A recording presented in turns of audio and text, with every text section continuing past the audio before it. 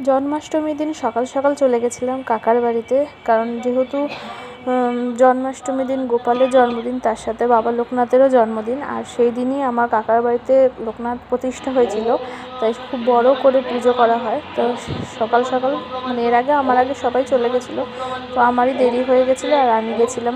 গিয়ে দেখি তখন পুজো অলরেডি শুরু হয়ে গেছে। আর এখানে আমার মা আর দিদা বসেছিল, পুজো দেখছিল, আর আমিও তাদের পাশে দাঁড়িয়ে দাঁড়িয়ে পুজো দেখছিলাম। আর এদিকে বাবার জন্য সব ফল কেটে রেডি হয়ে গেছে। এই যে সব ফল এখানে রেডি, সব এখানে গোছানো হয়েছিল।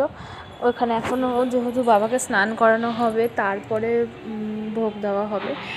অনেক বড় করে পুজো হয়, যজ্ঞও হয়, কিন্তু সেসব লাস্ট পর্যন্ত আমি আর ভিডিও করতে পারিনি, এইটুখানি করতে পেরেছি। তো এখানে সব ফলের জোগাড় করা হয়ে গেছিলো, আর পাশের ছাদে হচ্ছে রান্নার জোগাড় হচ্ছিল সব।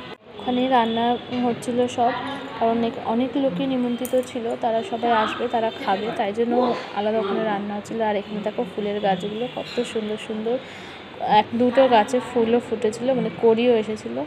আর এই গাছে ফুল ফোটে, এই ফুলই হচ্ছে বাবাকে পুজোয় দেওয়া হয়। তো কি ভালো লাগছে দেখো।